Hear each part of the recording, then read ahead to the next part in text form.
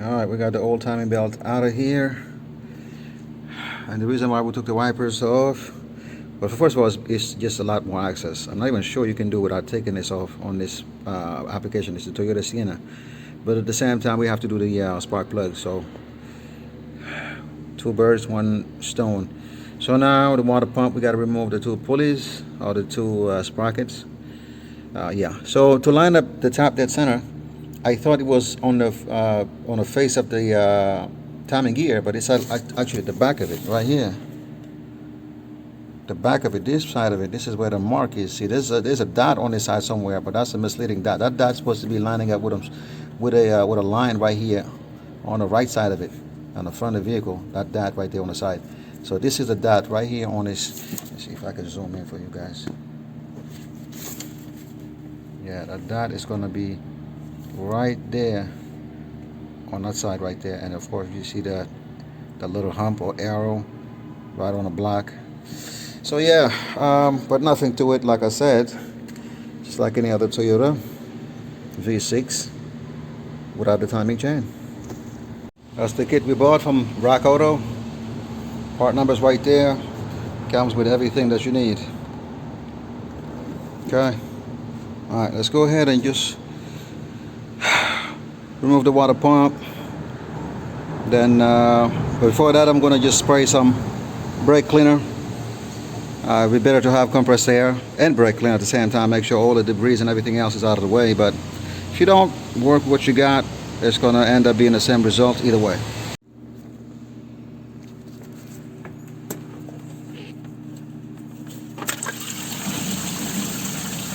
It's gonna make a mess regardless. Even though I got the pan right there, it's still gonna make a mess. That's just the way it is. Alright.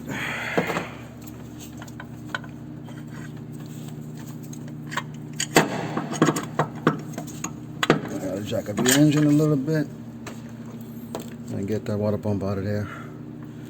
Alright.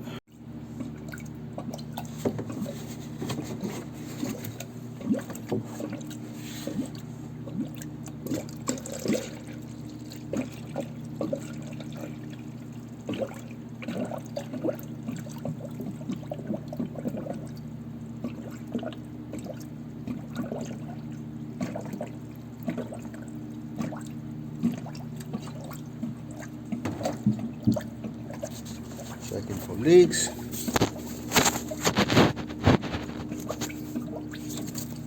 Let me zoom out.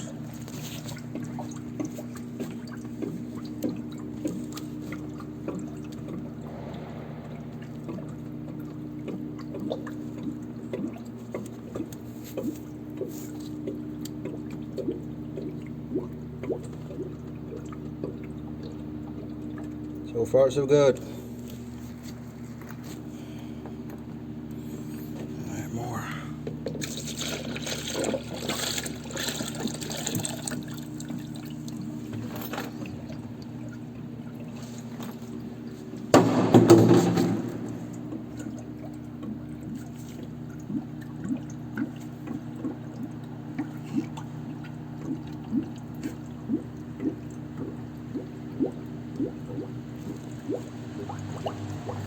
All right, let's get the other bottle.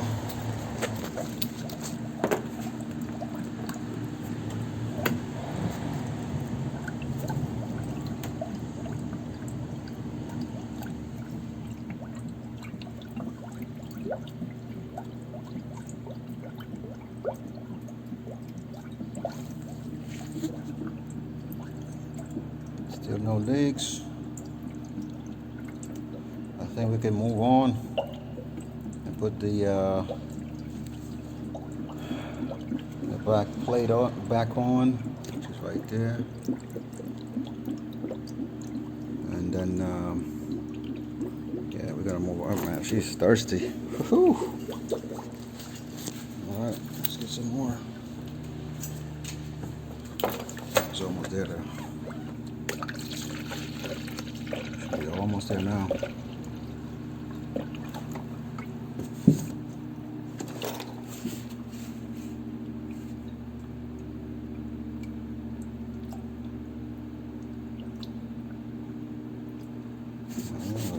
right there. I think it's going to take the whole 2 gallon. Meantime, I'm going to go ahead and put the back plate back on and take it from there. So this is one of the engine, well, not the engine mount, but the bracket for the mount.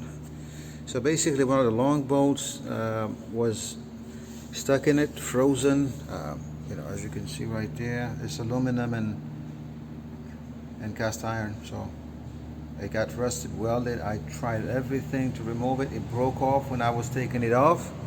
And now I use fire. I use a angle grinder to cut like a relief cut right there in order to try to free it up, but it's not budging at all. Like, it's not gonna come off. So I don't know. We need to get this part, and we need to get another bolt, but the car has to be put back together right now. So yeah, tough call to make. All right, this is how I replace or fix these battery terminals on the Toyotas, like the negative terminal. Basically, what I'm gonna do, I'm gonna cut it from here, make a slit just to cut it off. After I cut it off, I'm gonna drill a hole big enough to accommodate this terminal right here, because it has a stud in it. And then put the stud in there, tighten it up, and usually when I do this is never coming back as a comeback. So I got my angle grinder, I got my drill right there, and get ready to do this. So I cut it off with the angle grinder, and I put a hole in it right there with the drill. By the way, I bought this recently, but this is a beast. With that, this combination right here, oh boy. What's the part number on this? Flex Volt Advantage DCD 999. If you're gonna buy any drill, really, you're doing some serious work, get this combination. This is awesome. And of course the Bosch, because I've seen it on the farm guy, whatever guy's doing all the reviews on the tools. I forgot the name of the channel, but he did the reviews on the drill bit. I think the Bosch was the best one. I definitely co-sign that. It's extremely sharp, and this was so quick, I'm just like shocked. Anyhow, so this is the gist of it now. Put it in there. In fact, I gotta cut this one off. I'll cut it a little bit more, because I want it to be flush right there. See that? I want it to be flush, so I'm gonna shave it off just a little bit more so it can be flush. But this is the gist of the job. Anyway, these are one made by Die Hard. I think the part number is 45146. They sell them at Advanced Auto. Really good quality. They look like the factory original from Toyota. Really good quality. Okay, so this is a 2009 Honda Civic. Oh no, 2010 Honda Civic. All these Civics, they have the AC compressor has what they call a thermal sensor. That basically a safety device that's made so that it doesn't overheat. It'll kick it off if it senses that the compressor overheating, to protect it from destroying itself. So anyway, sometimes it fails, but on this particular car, that's not the issue. So I'm going to show you how to test your AC compressor. Very quick way on the Honda Civic. I'm not sure which generation is this, but this is a 2010, so you can look at the 2010 models and whatever models apply. I'll try to link it in the description if I find the information for all of them. All you need is a test light. We're going to hook it up to ground. Test it, make sure we got a light. Okay? Now, what you're looking for in this connector right here, you got 3 wires, right? You got a red wire and you got 2 other wires that look like black, as dusty, could be different colors. But these 2 other wires go into the thermal protector sensor. So basically you should have continuity between these 2 wires. If you don't, and you know that the compressor is, the thermal protector has gone bad, and you might as well just go get yourself a new compressor. But we're not even going to worry about checking those. There's a quicker test, which is this middle wire, which is the power wire coming from the fuse and the relay box right there. So we're going to just check that power wire. But first things first, let's go in the car, turn it on, and let's turn the AC on. Let me zoom out a little bit here. All right, so we're in the car. Put the key in, turn it on.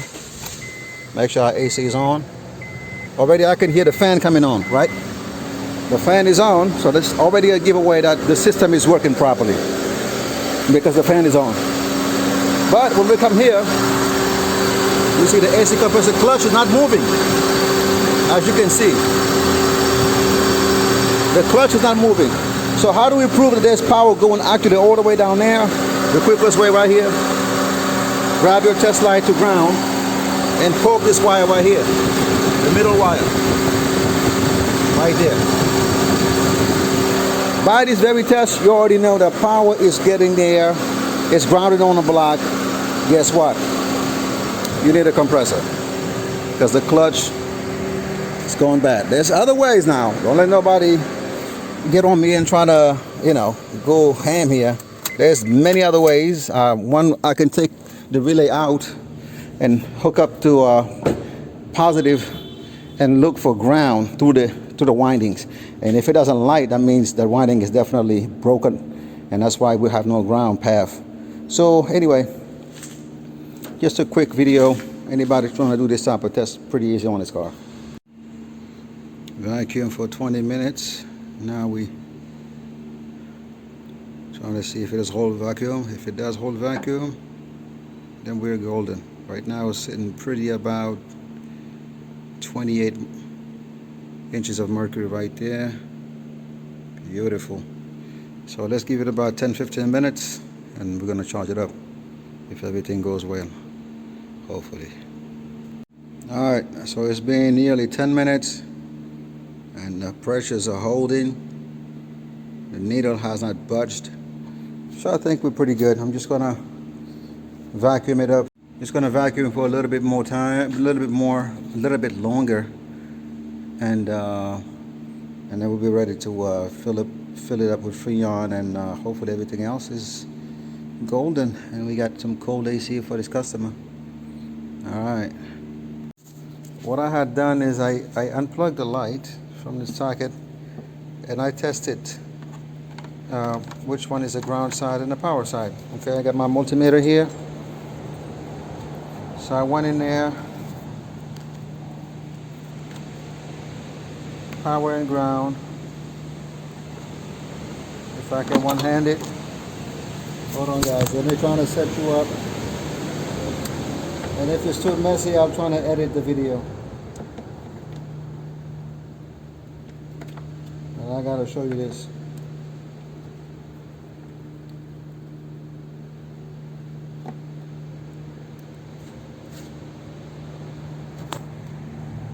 Alright, so you see right there, this is me connecting to both these terminals at the light. And I was getting actually 11.2 early on before I actually accidentally fixed it. Now I'm getting 1188, but 1188 now, right? Now let me go to just use the ground from the body instead of using the ground from this side. So I'm just going to go ground from the body. Immediately we jump to 12.14. Let me see if I can make that happen without.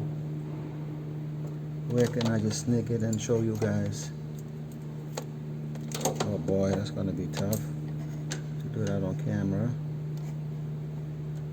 Man, I need a ground so I can show you guys what I'm saying. Damn it. Well, you're going to have to take my word for it, but it's definitely 12.2 when I touch body ground and the same power here. So I know I'm having the issue on the ground side, okay? So now I gotta chase it. What I do, I just look at the light. Everything seems to be okay so far here. So I say the next logical point is this connector right here.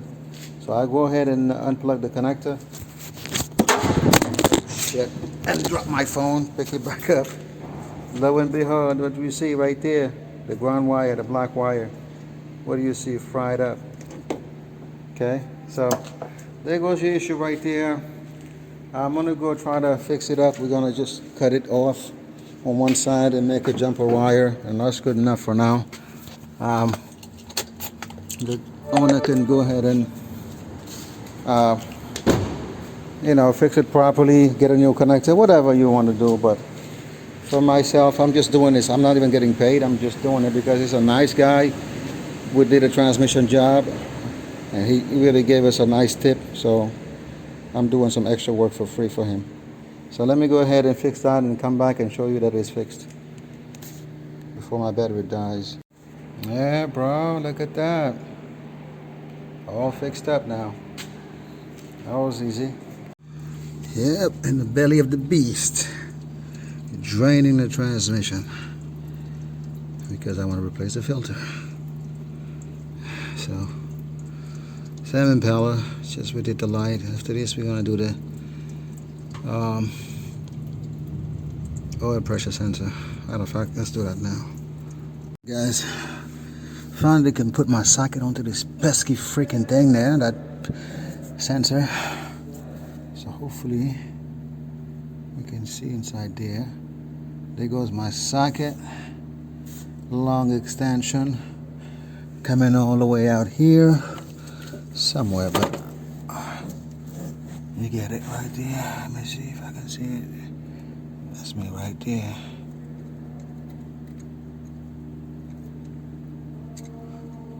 Oh, you son of a gun. That was not easy. And I'm right above the B plus terminal, so be careful. Make sure the boot is there. We'll take the battery terminal off. That's actually safer. A little bit of fluid. Drippy drip.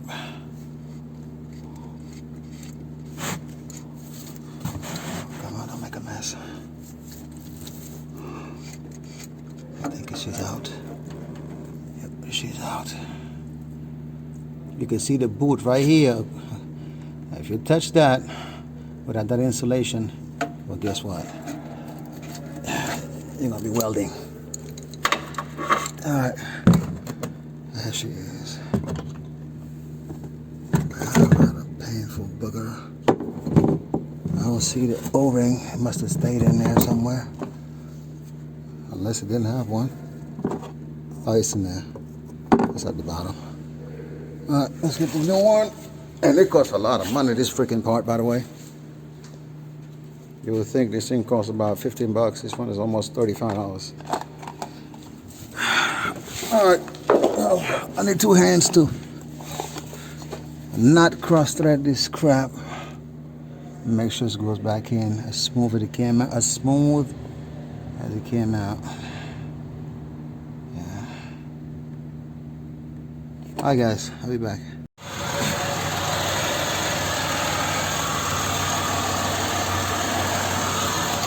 No leaks. New oil pan gasket.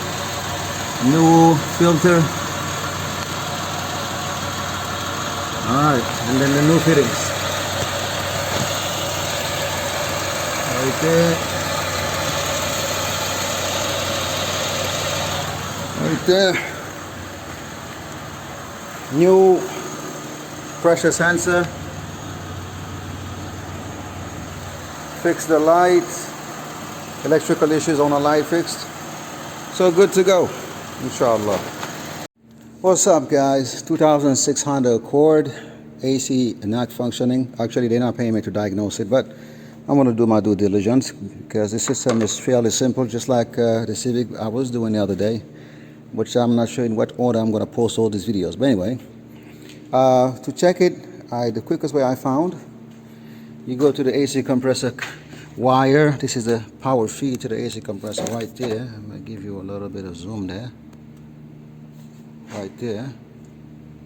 Right. So I have my piercing probe right at the feed, as you can tell right there. And I have my test light right there on the piercing probe going to battery ground. So now, because this is, like I said, the feed wire, the AC compressor grounded to the body of the car, up into the engine. So I'm going to just start the car, put the AC on, and if the light lights up, that means the circuitry is good from the switch inside of the car all the way to the clutch, and I have to be dealing with a bad clutch. Very simple test, very quick. Just a test light, $4 at Harbor Freight. So start my car. Turn my AC on, okay? I can hear the fan on, which means that the system is already working, but this is extra confirmation, and there you go. Alright, so that's how you test it to be 100% sure. But by the fans coming on by themselves and the AC compressor not kicking on already is a dead giveaway for the professionals. But this is just extra assurance to make sure that you don't have a break in the wire between here and there. Alright.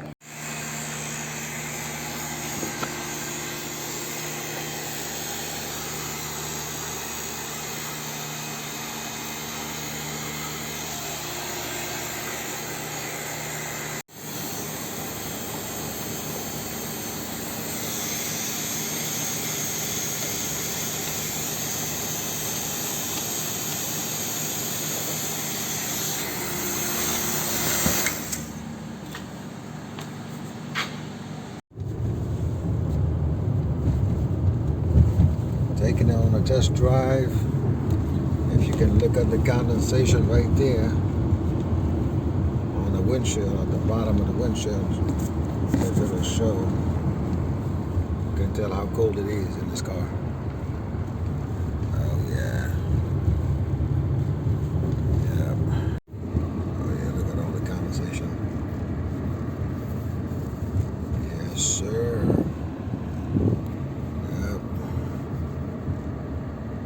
Cold. 09 Nissan Altima 2.5 AC compressor. I choose to take it out from the top. I think you can probably take it out from the side of the car if you if you remove the